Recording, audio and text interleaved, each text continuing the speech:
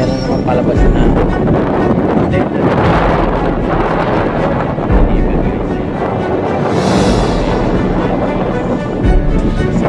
wala naman yan, magaan na yung mga kalulog na yan yung open yung ibabaw.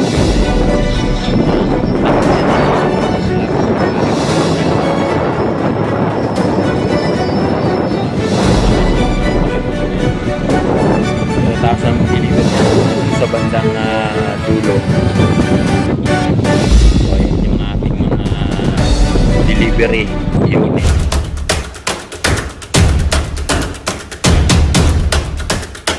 Magandang araw sa inyong lahat. Andito naman tayo, update tayo sa stockpile area nila dito sa may Santa Rosa, Laguna guys. Ayan, may mga workers pa na naabutan natin na nag-uuwihan. So pasensya na kayo, medyo malakas ang hangin dito sa ating kinalalagyan ngayon guys.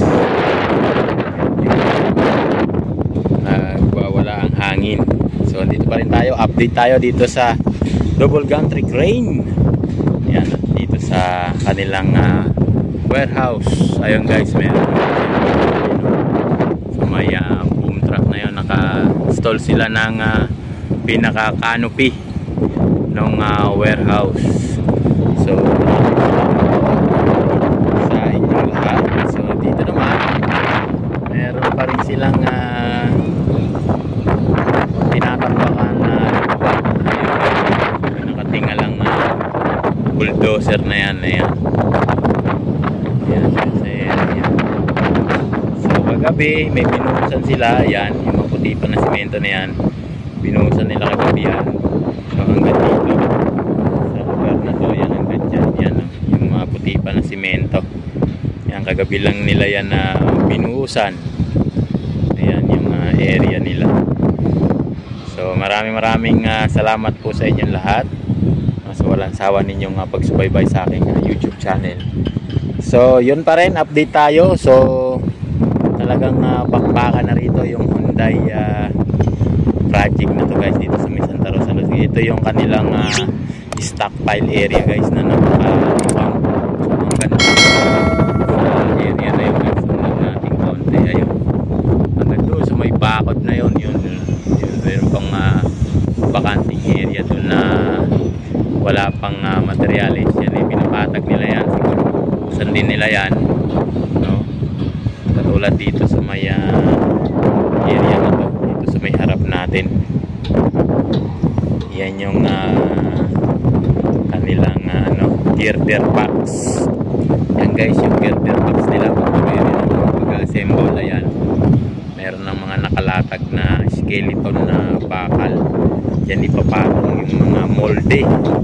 So hanggang doon yan guys. Dito naman sa bandang gitna, ayan, nakita nyo yung may mga box na yan. Ayan, yan naman yung poste ng kanilang warehouse, no, yung gitna na yan guys. Ayan, meron ng mga buhos yung iba ay wala pa.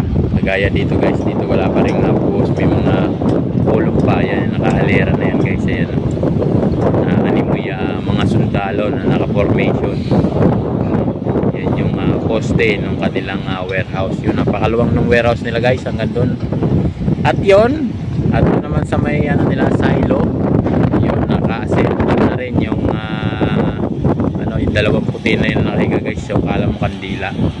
Yun ang silo nila. Meron na rin conveyor, no, kompleto na rin, may conveyor na, no. Tingkembot na lang yan guys. Tatapos na tong area na to.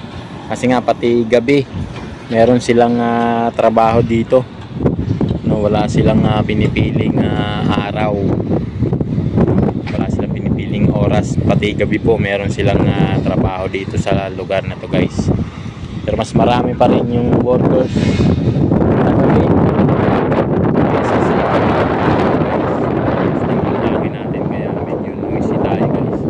Pasensya na kayo. Ayan. Kaya lubos na aking pasasalamat sa ating mga kababayan dyan. Maraming salamat po sa inyo mga panonood sa aking YouTube channel. Yan, maraming salamat. Sa mga talaga pinapatag sila doon ng ano, graba, pinaka-SOG sa dulo yung pinapatag nila. Huwag ubusan din yan, yun yung dulo na yun guys. Ayun, merong grader doon na gumagalaw para patagin yung mga graba doon na kinakalat naman nung yan yung ating area dito guys. So hanggang doon yan sa lugar na yon, hanggang doon. Hindi pa tayo dito sa kabilang dulo nitong aming building guys, para makita nyo yung kapan. Kasi ako sa ibabod ng aming building kaya kita namin yung ginagawa nila dito everyday na kanilang ginagawa.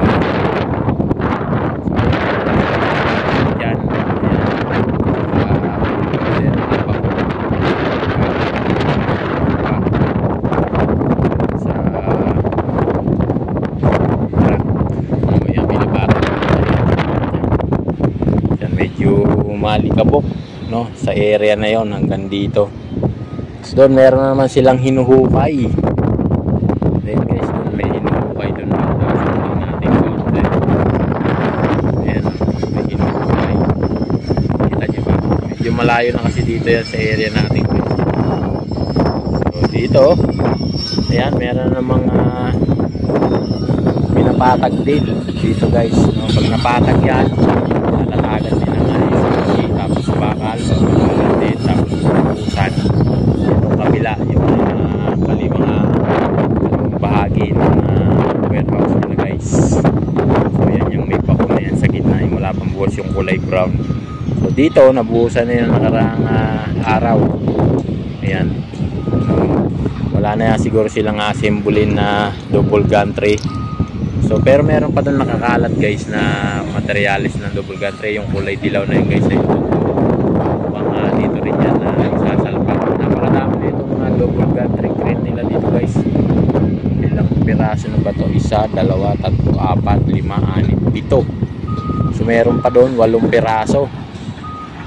8 piraso guys. So talagang dinamihan nila ng equipment dito ay para mabilis yung pag-assemble nila ng mga concrete precast guys na ipadadala sa bawat istasyon. Ito ang kahabaan na mula Kalamba hanggang Alabang, ko dyan sa may Kupang yung kanilang area. Sunod na linggo guys, yun ang atin namang pupunteriyahin yung bawat istasyon ng area kung anong status na, no? At may nagre-request sa atin, no? Sana daw pati yung istasyon kung anong situation, kung may mga tao bang gumagalaw. So yan, puntahan natin yan sir, yung request mo sa akin. So ngayong week, babakbakan naman natin yung bawat istasyon mula Kalamba, target tayo hanggang Kupang. So update din natin kayo sa isasara ng mga area na dinadaanan ng train, no? Sa mga ating mga kababayan na naapektuhan ng pagsasara ng ating train na yun. Tiyaga-tiyaga lang muna guys, no? At dadating din yung panahon, luluwag din tayo guys. So talagang kailangang isara yan kasi pangit naman kung merong mga nag-ooperate o may nag-regulate ng ating mga release ng train tapos merong dumadaan train, no? Pwedeng maka-aksidente kasi lalo na yung mga materialis na mga nakahambalan yan sa release ng train.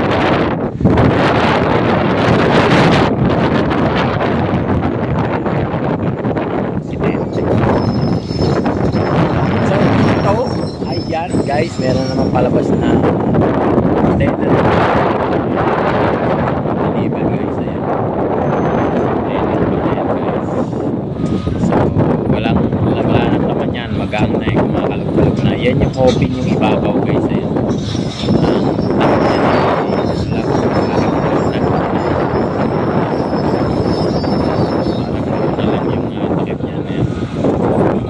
Taas ang deliver niya doon sa bandang dulo.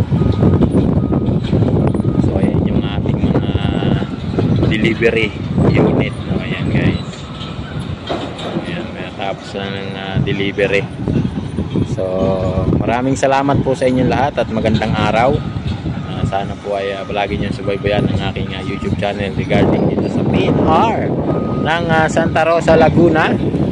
So maraming salamat po sa inyong lahat. Yan lang po muna ang aking masasabi sa inyo. At salamat namin sa inyong lahat, sa mga view, lalo sa ating mga viewers, silent viewers, at yung mga dati nating old na subscriber. Yan, balik-balik na sila guys kasi dumadami na tayo. Kaya sa mga new subscriber natin, maraming salamat po sa inyong lahat. So ayun yung main entrance nila guys, palabas ng highway yan. Yung main entrance nila.